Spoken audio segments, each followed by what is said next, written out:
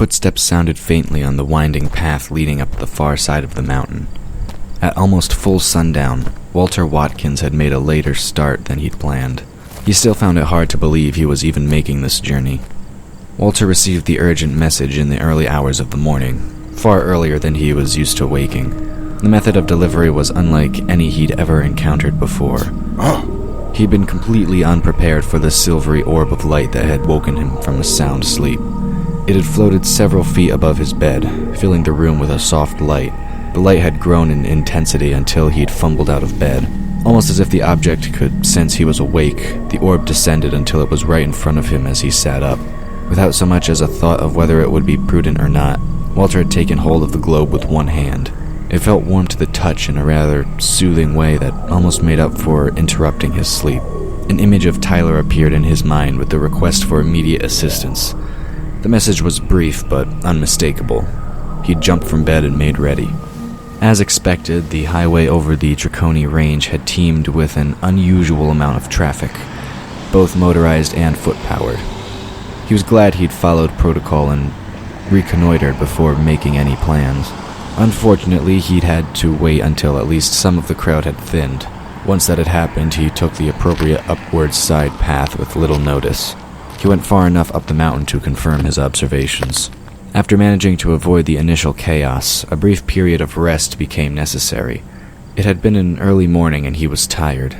Despite this, he'd wanted to make sure he knew where the villagers were before moving on.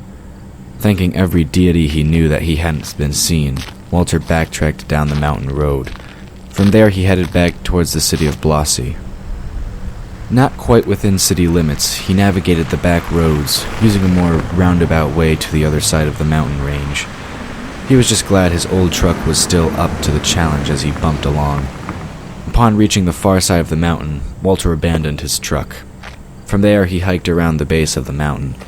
The sun shone overhead as he delved into the hidden passage Tyler had burned into his mind with his message. With luck, no one had observed him doing so. And even if they had, he hoped they'd think he was some kind of adrenaline junkie hoping to take a dive from the mountain's peaks. The equipment he carried gave rise to the idea. His pack was bulky enough he might have a compact hang glider hidden somewhere inside. The sound of footsteps continued as Tyler peered into the darkness. It was now full dark, though the lack of light bothered him little. He knew it was only a matter of time before the owner appeared on the path before them. Despite the hiker's attempts at stealth, the dragon could hear the scuff of boots on the stone floor. The sound had gone on for some time now, gradually growing louder as the lone traveler came closer. Tyler looked around. Courtney was still asleep, even after a full day's rest. Onwin's condition had not changed. With a sigh, he rose to his feet. It would not be long before their visitor rounded the far bend in the path. Moving to Courtney's side, he tapped her on the shoulder to wake her. "My friend is almost here," he said in response to her groggy inquiries. "Time to get up. We'll be moving on soon." By the time Courtney had gotten up, the faint scuffing had grown loud enough for even her to hear it. She turned towards the sound, one hand going for her bone knife, a spell on her lips. Seeing her action, Tyler put out a restraining hand. "It's all right," he assured her. "It's just Walter." He brought out the mead flask and took a sip before passing it to her. "Might need this for the next part." Courtney let the warm liquid slide down her throat, further waking her up. She rummaged in her pack, taking out a stale piece of bread to munch on. Turning, she noticed a faint glow begin to show around the trail's bend.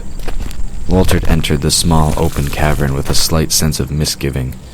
His low headlamp illuminated a rather depressing sight. Seeing Tyler, he all but rushed over. "Came as fast as I could," he said, kneeling next to his friend. Tyler looked up from administering to Onwin. "Walter!" he greeted. He moved to give the older-looking man an uncharacteristic clap on the back. "You have no idea how glad I am to see you." He fumbled a bit as he left off from the embrace. He had to catch himself from stumbling back as Walter's lamp cast deeper shadows under his eyes. "Jeez, you look like you've been through the meal," Walter commented as he looked around. He let his light shine over Onwin, taking in the visible bandages and splint. "And your friend here, looks like she's seen a lot worse." He ran a hand through his close-cropped dark hair. Taking a moment to close his eyes, Tyler nodded. "You have no idea.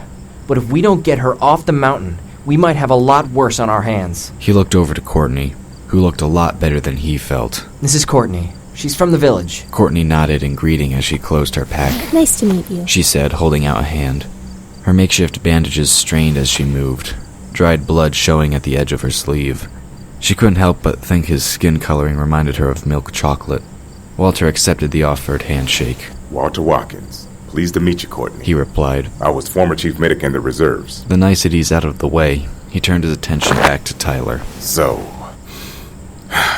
what have we got here? Walter's tone conveyed his professionalism. It was all business now. He knew answers to crazy questions would have to wait. Tyler opened his eyes and looked down at Anwen. Various lacerations, broken femur bone, possible concussion, and internal injuries. I did what I could while inside the mountain, but I don't think I got everything. And I don't have enough in me right now to finish the job. Everything else I'll just have to tell you about later. Walter nodded. I see. Now I understand why you wanted these. He pulled out a field medic kit. He also brought out another more bulky bundle from his pack and a few collapsible poles, which he gave to Tyler. He then took out an electrolyte pack and tossed it to Courtney. Courtney, you might want to drink that, love. He said. Taking the equipment, Tyler unrolled the bundle to reveal a durable fabric stretcher. He unfolded the poles, which reminded Courtney of tent poles. That accomplished, he slid the long shafts into the appropriate sleeves on the stretcher. His fingers moved with long familiarities, and before too long, he had the stretcher ready for use. Meanwhile, Walter took a stethoscope from his bag and began examining his patient. He started by checking Anwen's vital signs. Seeing Tyler had finished, he threw him another electrolyte pack. Not a bad job at all with the splints and bandages. Walter commented as he checked. Though, they'll definitely need to be changed once we get down into the city. And I'll be able to tell you more about things then. But for now, she seems stable enough to move. Courtney watched as the two men carefully shifted Anwen onto the long canvas. She moved to spread a blanket over her. How long until we reach the bottom? She asked. She sipped on the pouch given her, cringing a bit at the taste. Tyler looked up, trying to calculate where the moon might be hiding. His usual sense of time failed him, and he shrugged. This path's easier going, but a lot longer and roundabout.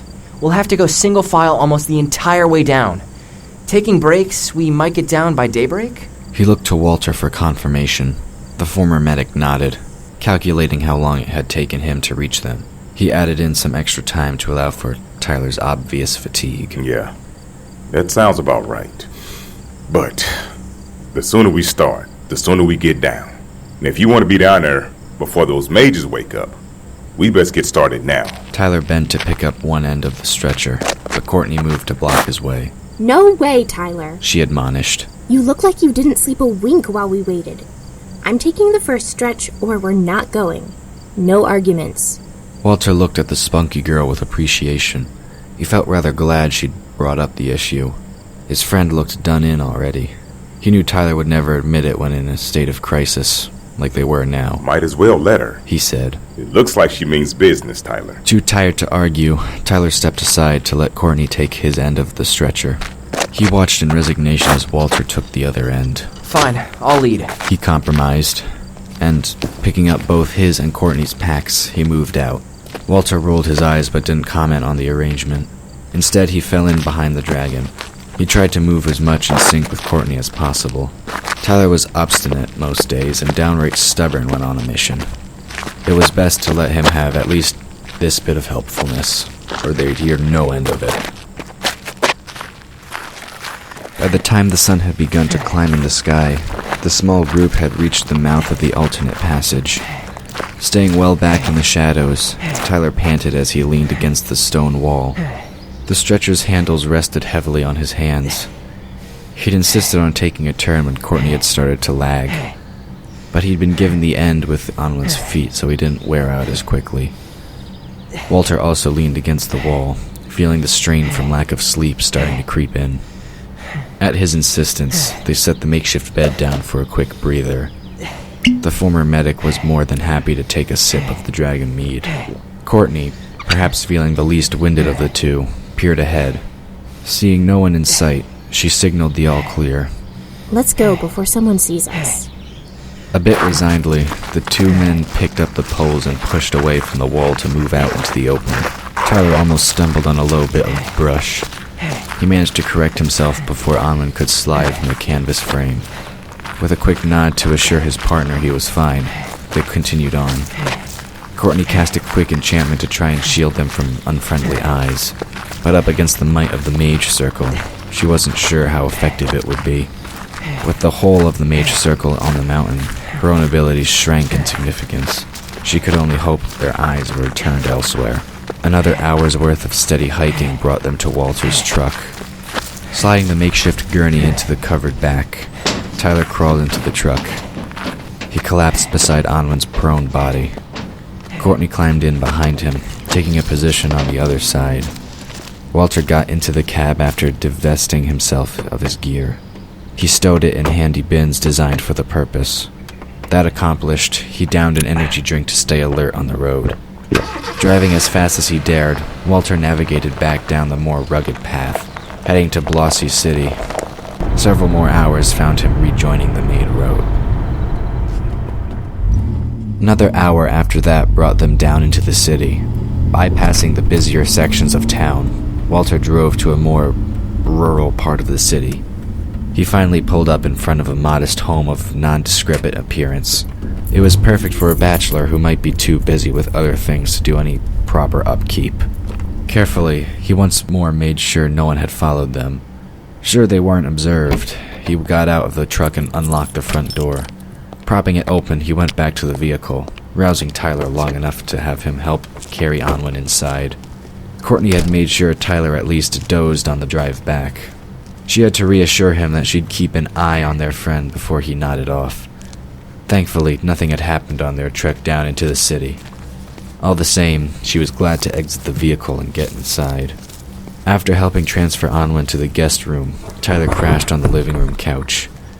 He was out almost as soon as his head touched the cushions. Finding a blanket in one of the cupboards, Courtney covered him and went to help Walter. Walter had removed the makeshift bandages on Anwen's arms and leg. After examining the punctures, he cleaned out the wounds, suturing where necessary. Double-checking the set of her leg, he applied a more suitable brace. He reasoned that a cast would be unnecessary.